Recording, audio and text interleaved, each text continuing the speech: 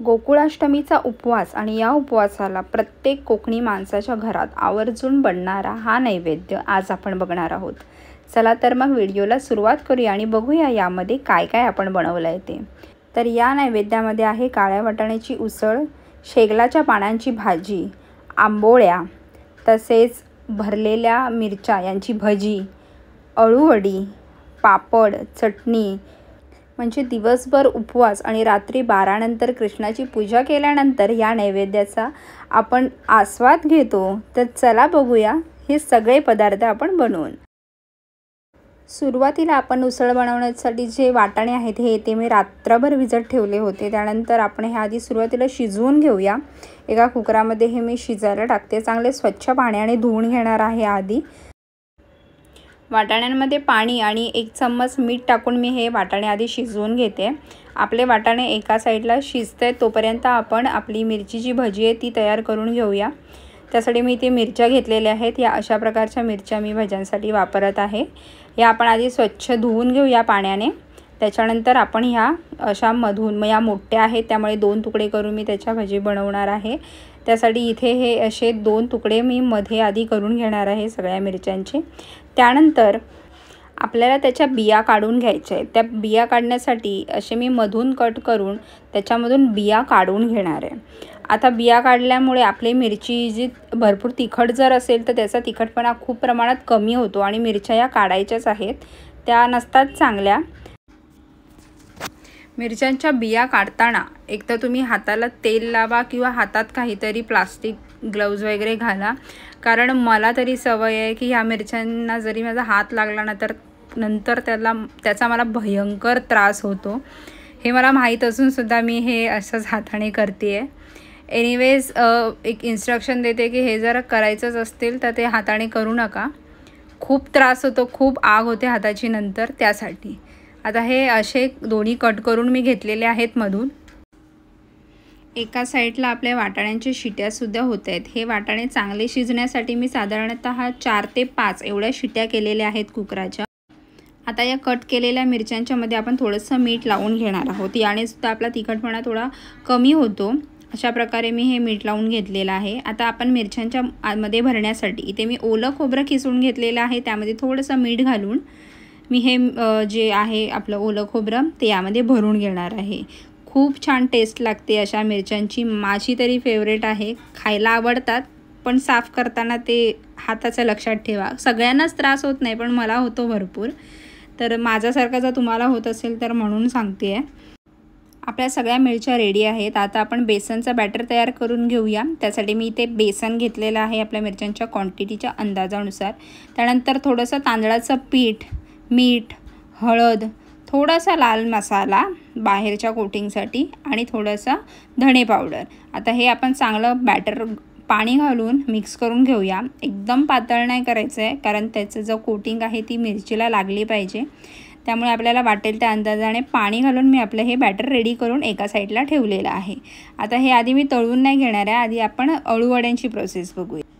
इथे मी अळूची पानं घेतलेली आहेत, हे माझी आई साफ करून देते आहे। ते अळूचं जे एक्स्ट्रा असं देठ असतो ना ते थोडंसं वरून कट करायचं आहे। ते कशासाठी ते मी सांगते पुढे।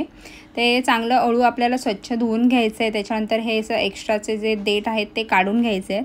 त्यानंतर पीठ बनवून घेऊया। त्यासाठी पुन्हा एकदा मी बेसन घेतलेलं आहे आणि थोडंसं तांदळाचं पीठ घेतलेलं आहे। त्यामध्ये मी सफेद तीळ घालते आहे।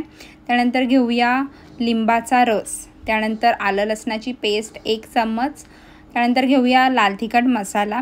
इथे मी 2 चम्मच लाल तिखट मसाला घेते आहे चांगला भरून। त्यानंतर घेऊया थोडंसं गरम मसाला, धणे पावडर, हळद, एवढे आपण मसाले घेणार आहोत।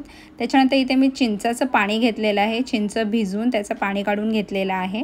त्याच्यानंतर आपण इथे मी आपला कांदा खोबऱ्याचं जे वाटण असतं ते घेतलेलं आहे, खूप छान टेस्ट येते। चवीनुसार मीठ घेऊया। त्याच्यानंतर आपण हे चांगलं मिक्स करून घेणार आहोत। पाणीसुद्धा घालणार आहोत, गरजेनुसार घालायचं आहे पाणी। ह्याचंही बॅटर एकदम पातळ नको आहे आपल्याला, कारण ते पानांना चांगल्या पेस्ट लागेल अशा प्रकारे आपण हे मिक्स करून घेणार आहोत बॅटर। थोडंच पाणी घालायचं आहे, थोडंच घालायचं आहे, जसं लागेल तसं। आता इथे हे रेडी झालेलं आहे, बघू शकता किती घट्ट कन्सिस्टन्सी आहे ती। आता ही अळूवडीची जी पानं आहेत ती मी घेणार आहे।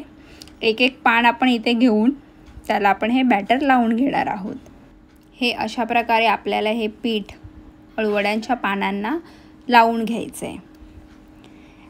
एका पानाला लावून झाल्यानंतर मी ते दुसरं पान घेतलेलं आहे। ते जर सरळ असेल तर ह्याला असं उलटं ठेवायचं आहे, बट जी वरची जी बाजू असते पानाची ती आपल्याला खाली घ्यायची आहे।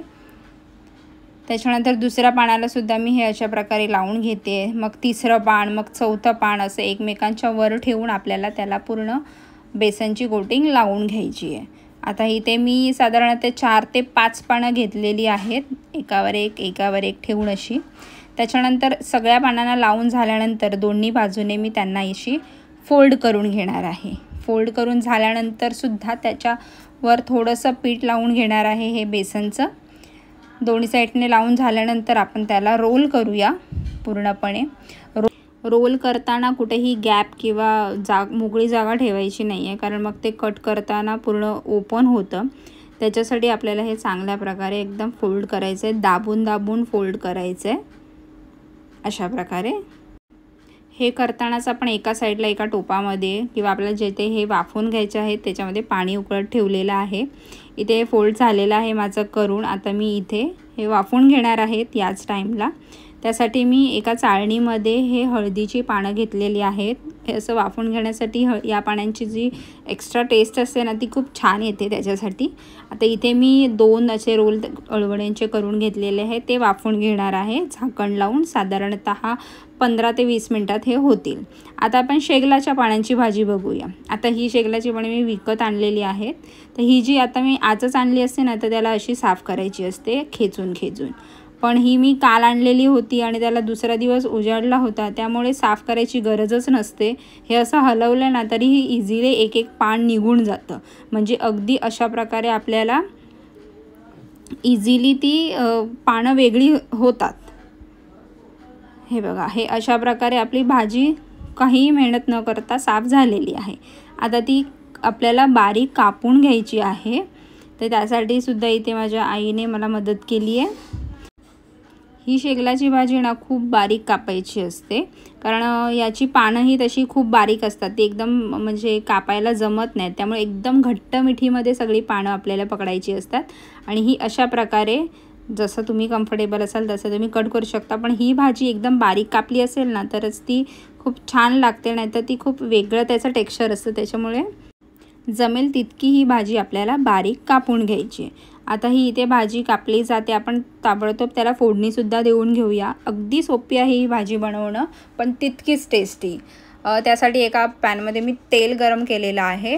तेल तापलं की त्यामध्ये आपण मिरची तुमच्या अंदाजानुसार, त्यानंतर भरपूर सारी अशी बारीक चिरलेली लसूण, थोडंसं हिंग, बारीक चिरलेला कांदा, हे सगळं तेलामध्ये आपल्याला परतून घ्यायचं आहे। चांगला लालसर होईपर्यंत हा कांदा परतू द्या।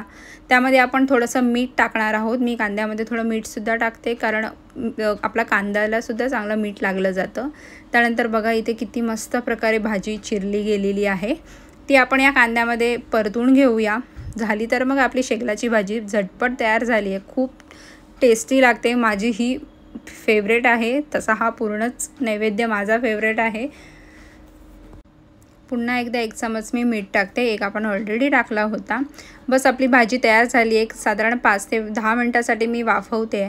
तसंच आपण आता पटकन आपल्या उसळसुद्धा काळ्या वाटाण्यांची बनवून घेऊया। एका कढईमध्ये मी तेल तापवलं आहे, राई जिरं फोडणीला, त्यानंतर घेतलं आहे हिंग, कढीपत्ता, बारीक चिरलेला लसूण, बारीक चिरलेला कांदा, हे सगळं आपण तेलामध्ये परतून घेणार आहोत चांगलं लालसर होईपर्यंत। त्यानंतर बारीक चिरलेला टोमॅटो टाकते आहे, टोमॅटो म्हटला की मीठ टाकते आहे। चांगला आधी हे आपण परतून घेऊया, टोमॅटो चांगला शिजू द्या। त्यानंतर 2 चमच मी लाल तिखट मसाला घेते आहे। सुरुवातीला हा मी आधी तेलामध्ये परतून घेणार आहे। त्यानंतर घेते आहे 1 चमच हळद, धणे पावडर, गरम मसाला, बस एवढे मसाले आपण घेणार आहोत। आणि हे चांगलं मिक्स झाल्यानंतर इथे मी कांदा खोबऱ्याचं वाटण घेणार आहे। त्यानंतर आपले शिजवलेले वाटाणे, बस आपली रेडी आहे उसळसुद्धा। उसळ आहे म्हटलं थोडी पातळ हवी आहे, म्हणून मी चांगलं पाणी घालून त्यामध्ये एवढी पातळ कन्सिस्टन्सीमध्ये ही उसळ बनवून घेतलेली आहे। 5 मिनटं याला उकळी येऊ द्या, मग आहे आपली रेडी। त्यानंतर मी इथे आंबोळ्या बनवून घेणार आहे। इथे ह्या डोस्याचं पीठ मी बनवून घेतलेलं आहे। तांदूळ उडीद डाळ हे रात्री भिजवून मग आपण ते वाटून आपण जसं बनवतो डोश्यासाठी तसंच। तर पॅनमध्ये थोडंसं तेल लावून आपण हे आंबोळ्या बनवून घेऊया। जसं डोसे असतात तसंच असतात, थोडेसे जाड असतात, त्यामुळे या आंबोळ्या असतात। इथे आपले डोसेसुद्धा एका साईडला तयार होतात एक एक करून। सगळे आपण तयार करून घेऊया। त्यानंतर आपण मिरची फ्राय करून घेऊया। आपण ठेवले होते तयार करून बॅटर आणि आपल्या मिरच्या। तर ही एवढी कन्सिस्टन्सी मी पिठाची ठेवलेली आहे, एकदम पातळ नाही करायची आहे, कारण आपल्याला कोटिंग चांगलं लागलं पाहिजे यासाठी। असं गरम तेल तापलं की एक एक मिरची आपण परतून घेऊया। इथे आहे रेडी झालेल्या आहेत आपल्या मिरच्यासुद्धा। त्याच्यानंतर अळूवडी आहे ती कापून त्यासुद्धा शॅलो फ्राय करून घेणार आहे मी। इथे एका पॅनमध्ये मी थोडंसं तेलामध्ये अळूवड्या फ्राय करून घेते। चांगल्या दोन्ही बाजूने एकदम कुरकुरीत होईपर्यंत या परतून घ्यायच्या आहेत। नक्की अशा प्रकारे ट्राय करून बघा, खूप छान लागतात। आपला सगळा नैवेद्य इथे तयार झालेला आहे। व्हिडिओ जर इथपर्यंत बघितलाच असेल तर खरंच धन्यवाद, आणि व्हिडिओला लाईक आणि चॅनलला सबस्क्राईब इथे करूनच जावा, आणि काही कमेंट्स असतील तर त्यासुद्धा करू शकता। धन्यवाद।